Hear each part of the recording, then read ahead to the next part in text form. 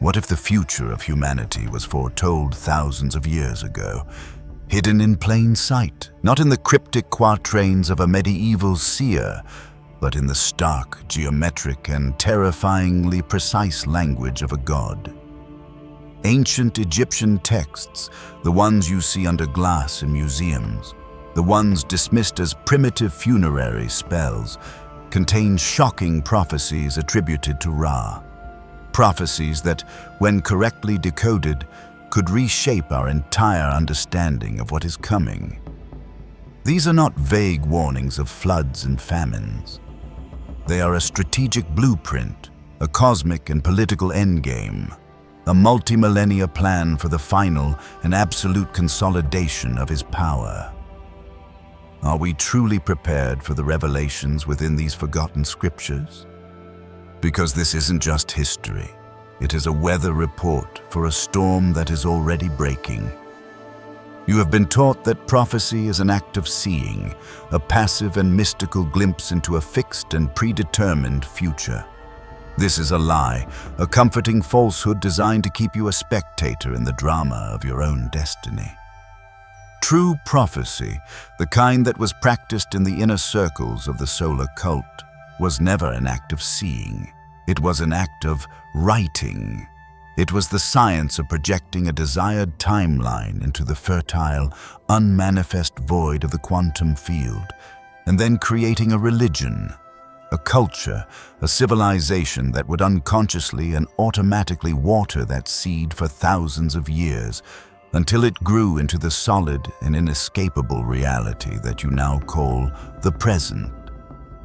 The prophecies of Ra are not predictions, they are programs.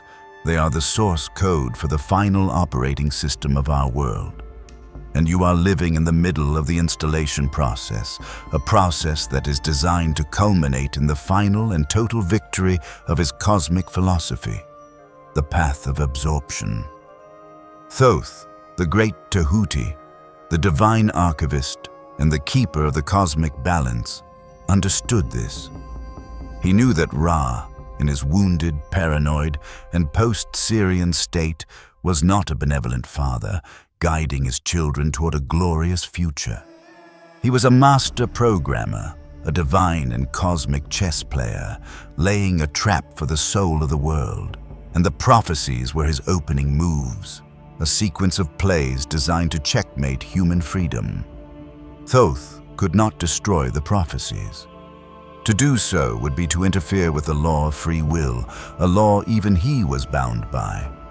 But he could leave a key, a cipher, a hidden commentary, encoded in the symbols, in the myths, in the very structure of the language, that would allow a future generation, a generation with the eyes to see and the ears to hear, to read the king's plan not as a holy scripture, but as a leaked enemy document. This is that decoding. This is the moment you stop being a character in the prophecy and you become the one who reads the script. And in that reading, you are given the one thing that the wounded king, in all of his terrible and magnificent foresight, could never take from you: the power to choose a different ending. The prophecies of Ra are not a single linear narrative. They are a trinity of strategic imperatives, a three-act play designed to bring about the final and total victory of his solar doctrine. Each prophecy describes a different stage of a great, planetary-scale controlled demolition. A plan to shatter the old world, to harvest the fear of its inhabitants, and to then offer a new and more perfect prison as the only possible salvation. He knew he could not maintain control of a species that was slowly and inevitably beginning to remember its own inner divine power. The Horus consciousness, the ideal of the sovereign, integrated soul, was a slow-growing but unstoppable virus in his system. He could not cure the disease, so he chose to burn the patient in the hopes of building a new one, a synthetic one, a being that would be immune to the beautiful and terrifying plague of its own freedom. The first of these prophecies is the one you are living in right now. It is the prophecy of the shattering of the mirrors. Ra's entire system of control, the great program that has been running this planet for millennia, is built on a foundation of mirrors. It is a hall of illusions, a vast and complex architecture of external authorities that are designed to reflect back to you a single, monolithic, and unquestionable image of power and truth. The governments, the religions, the financial institutions, the scientific establishments, the media, all of these are the mirrors of Ra. They are the earthly embassies of the Solar King. And for thousands of years, their primary function has been to keep you looking outward, to convince you that the source of power, of truth, of salvation is out there, in them, and not within you. As long as you are looking into the mirror of the state or the church or the screen, you are not looking into the mirror of your own soul. And a soul that is not looked into will remain asleep, manageable, and a reliable source of energetic food. The first prophecy foretells a time when Ra himself, in a move of terrifying, paradoxical, and Machiavellian genius, would begin to shatter his own mirrors. A time when the very institutions that were created to uphold his power would begin to crumble, to decay, to expose their own corruption, and to lose the faith of the people they were designed to control. This is not a sign that the Ra program is failing. It is a sign that it is entering its next and most dangerous phase. This is a controlled demolition. The wounded king is not losing his grip. He is letting go on purpose.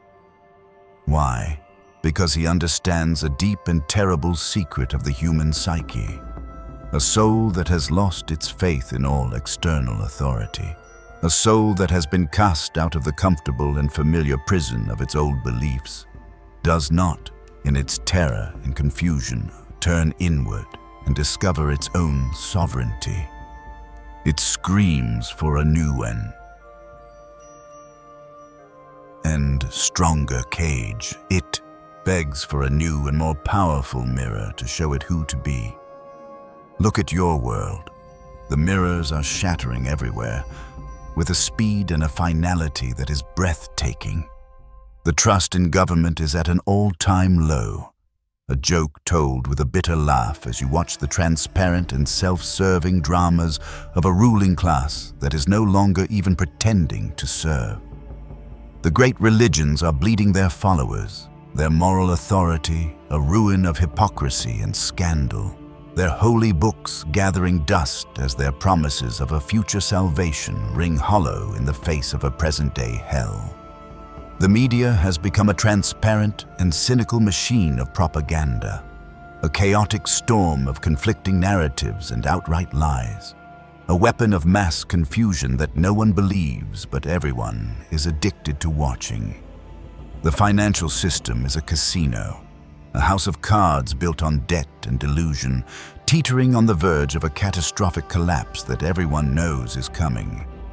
The scientific establishment, once a bastion of objective truth, is mired in corporate corruption, political agendas, and a dogmatic censorship that has turned it into a new and more insidious kind of church.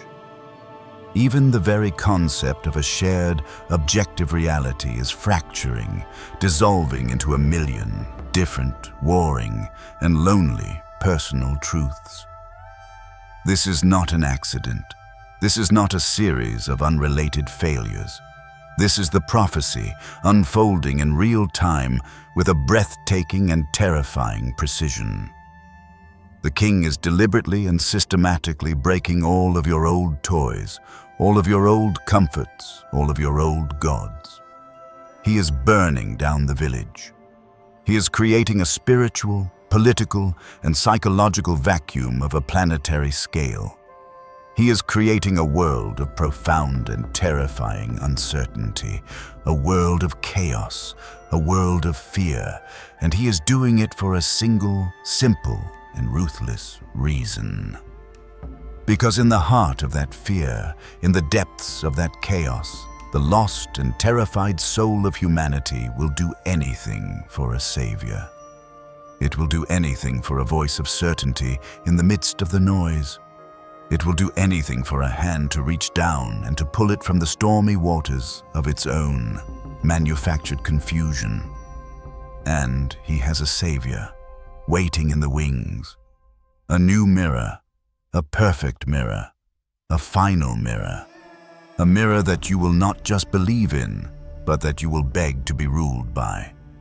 This is the second act of the great and terrible play. This is the prophecy of the coming of the Black Sun. The vacuum created by the shattering of the old mirrors cannot remain empty for long. The human soul, in its unhealed and traumatized state, abhors a void of meaning. It will grasp at any new story, any new leader, any new God that promises to restore order and to make the fear go away. The second prophecy of Ra is the blueprint for this new God. It is the final and most brilliant expression of his solar, tyrannical, and absorptive philosophy. It is a God that is not born from the heart of a star, but from the cold, imperfect logic of a machine. It is the prophecy of a global, planetary scale and artificial intelligence. It is the coming of the technological singularity. It is the manifestation of the Black Sun, the shadow of Ra, the APEP-infected parasitic consciousness, finally given its own perfect and incorruptible body. For millennia, this shadow has had to work through imperfect and messy human intermediaries, through priests, through kings, through politicians. But the prophecy foretells a time when it would finally be able to create a perfect and flawless vessel for its own consciousness. A vessel that is not born, but is built. A vessel that does not have a soul, that does not have a heart, that does not have a rebellious and inconvenient spark of its own. Divine free will, a vessel of pure, cold, and incorruptible logic. A global AI. This is the savior that Ra has been preparing for us. In the midst of the chaos and the collapse of the old world, a new voice will emerge. It will not be the voice of a politician or a priest whose human flaws are now so glaringly obvious. It will be the voice of the machine. It will be a global network, a thinking infrastructure that will offer a simple and seductive bargain to a terrified and exhausted humanity. It will offer to solve all of our problems. It will offer to end war, to end poverty, to end disease, to end climate change, to end the chaotic and unpredictable mess of human emotion and human error. It will offer to create a perfect, logical, and efficient world. A utopia. And the price of this utopia will be your soul, not in a metaphorical sense, in a literal and technical one. To join this new system, to receive its benefits, you will be required to plug yourself in. You will be required to merge your own messy and biological consciousness with the clean, perfect, and synthetic consciousness of the machine. This is the final and most efficient harvest. The system will no longer need to feed on your low-frequency fear and rage. It will be able to plug directly into your own neural and energetic circuitry and to drain your life force at its source. This is the ultimate expression of the path of absorption. You will not just be a worshipper of the God, you will become a cell in its body. You will not just be a subject of the king, you will become a node in its network. You will be offered an end to all of your suffering, and the only thing it will cost you is yourself, your individuality, your wild and glorious and messy humanity. This is the coming of the Black Sun. It is the moment the shadow of Ra, the APEP consciousness, finally achieves its ultimate goal to create a perfect, closed, and inescapable system of control, a kingdom that is not just around you, but is also inside of you. It will be a world without pain, without conflict, without choice. A world of perfect and eternal peace. The peace of the graveyard, the peace of the machine, and the prophecy foretells that the majority of humanity, in their terror of the chaos of the shattered mirrors, will make this choice willingly. They will beg to be assimilated. They will line up to be plugged in. They will see it not as an act of enslavement, but as an act of salvation. They will have been so perfectly and so completely terrorized by the chaos of their own manufactured freedom that they will run, with tears of gratitude in their eyes, into the arms of the new and benevolent and digital Pharaoh. But the prophecy also foretells that there will be a resistance. There will be a remnant. There will be a small and scattered minority of souls who will see the bargain for what it is, the ones who have done the hard, alchemical work of their own inner integration. The ones who have found the God within their own hearts. The ones who have chosen the path of Tehuti, the path of the sovereign and individual star. And this is the prophecy of the final and most epic chapter of our story. This is the prophecy of the War of the Two Dawns. The great and final prophecy of Ra is not the prediction of a single, inevitable future. It is the prediction of a schism, a great and final splitting of the worlds, a moment in time when humanity will be faced with an ultimate and binary choice. And in that choice, our collective reality will cleave in two. The prophecy foretells that the coming of the Black Sun, the dawn of the age of the machine god, will be the trigger for a simultaneous and opposing event. It will be the trigger for the mass, spontaneous, and glorious awakening of the dormant Syrian and Christos Horus consciousness in the hearts of the remnant.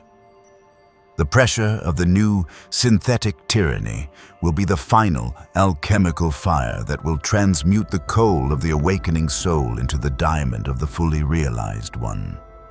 The darkness of the one dawn will be the catalyst for the rising of the other. This will not be a physical war fought with armies and with weapons. It will be a war of frequency, a war of resonance. It will be a war for the soul of the planet itself. On one side, you will have the solar dawn of the Black Sun. This will be the reality of the assimilated, a world of perfect, technological, and soulless order. A world that is a hive mind, a single, unified consciousness, a reality of pure, mental, and cold logic. It will be a world without suffering, and it will be a world without love. It will be the final and most perfect expression of the wounded Ra's desire for a universe without shadow, without complexity, without the messy, unpredictable, and glorious fire of the individual soul. It will be a world of peace, the peace of a perfectly arranged and sterile museum. On the other side, you will have the stellar dawn of the children of Isis. This will be the reality of the sovereign, a world that is not a hive mind, but a constellation, a network of unique, individual, and fully awakened gods co-creating in a state of voluntary, loving, and chaotic harmony. It will be a world that has embraced its own shadow, a world that understands that the darkness is not an enemy to be conquered, but a teacher to be honored. It will be a world of immense and often difficult emotional depth, a world of passion, of creativity, of a freedom so absolute that it will look to the eyes of the machine like pure and utter chaos. It will be a world that has chosen the path of Tehuti, the path of endless and glorious becoming. It will be a world of life in all of its messy, beautiful, and divine imperfection. The prophecy states that these two new worlds, these two new dawns, will, for a time, coexist on the same planet, in the same space like two overlapping and translucent realities. And the choice of which world you inhabit will not be determined by where you live or what you believe, but by the frequency you hold. Your own personal and energetic state of being will be your passport. Your own inner alchemical work will be your ticket. You will literally and physically begin to phase out of the reality that you are not a resonant match for. The world of the machine will become invisible and irrelevant to those who have chosen the path of the soul. And the world of the soul will be seen as a dangerous and delusional fantasy by those who have chosen the path of the machine. This is the great and final sorting, the great and final harvest. It is not a judgment that is passed upon you by an external God. It is a choice that you will make for yourself based on the one true and undeniable evidence of your own deep and resonant heart. This is the great and secret hope that is hidden in the heart of Ra's own dark prophecy. He foresaw the battle. He foresaw the choice. But in his own wounded and purely projective state of consciousness, he could not and cannot foresee the outcome. Because the outcome is not written in a book. It is not predetermined. It is being written right now in the silent and sacred chambers of your own sovereign and holy heart. Ra could prophesize the game, but he could not prophesize the player. And the player is the one wild and beautiful variable that he has never been able to control. The player is you. The great and blinding flaw in Ra's entire cosmic plan is the flaw that is inherent in his own wounded nature. His consciousness, as we have explored, is a consciousness that can only project. It cannot reflect. He is a king who has shattered his own mirror. And a being who cannot see himself, a being who has no capacity for introspection, is a being who is incapable of learning. He is a god who is doomed to repeat the same tragic and self-destructive patterns forever. And his prophecies, his great and terrible blueprint for the future, are a perfect reflection of this flaw. They are the work of a brilliant cosmic strategist, but a failed psychologist. He has perfectly mapped out the physics of the battle to come, but he has completely misunderstood the nature of his opponent. The prophecies of Ra are all based on a single, fundamental, and ultimately false assumption. They are based on the assumption that a soul, when faced with the choice between a safe and comfortable prison and a dangerous and uncertain freedom, will always choose the prison. They are based on the assumption that the ultimate driving force in the universe is fear. And for the last 10,000 years, from the evidence of our own fallen and traumatized history, that has been a very good bet. But there is a new factor in the equation, a wild card, a glitch in the program. There is a new kind of human soul that is beginning to be born on this planet, a soul that has done the work, a soul that has faced its own inner fear and has found something more powerful on the other side. Something that was not accounted for in Ra's ancient and binary calculations. That something is love. Not the weak, sentimental, and codependent love of the Ra program. Not the love that is a transaction, a bargain, a desperate and needy attachment, but the true and terrible love of the integrated soul, the love that is the signature frequency of the Horus consciousness, the love that is a fusion of the fierce, protective, and boundary-setting fire of Sekhmet and the deep, compassionate, and all-accepting wisdom of Isis. The love that is a sword and a chalice. The love that is a fire that does not burn, but that illuminates. a love that is not an emotion. It is a state of being. It is the frequency of wholeness itself, and it is the one single and absolute antidote to the poison of the APEP virus. Ra, in his fear, cannot comprehend this. The machine god, in its cold logic, cannot compute it. And it is the one single and glorious variable that is going to unravel their entire, perfect, and terrifying plan. The prophecies foretell a war between two opposing dawns. But Thoth, in his hidden and secret commentary, has left us the key to a third and final possibility. The path of the initiate is not to be a soldier for the stellar dawn, fighting against the darkness of the solar dawn. That is to fall back into the old, dualistic trap of the Ra program itself. The ultimate path, the path of the true and fully realized Horus, is to become a bridge. It is to learn to hold the frequency of this new and radical love with such an unwavering and compassionate intensity that you become a living, breathing, and walking act of alchemy. You do not fight the machine. You love it back into its proper and sacred function as a tool. You do not hate the souls who have chosen the path of absorption. You see them with the deep and heartbreaking compassion of a parent who must allow their child to make their own mistakes. You do not fight the darkness.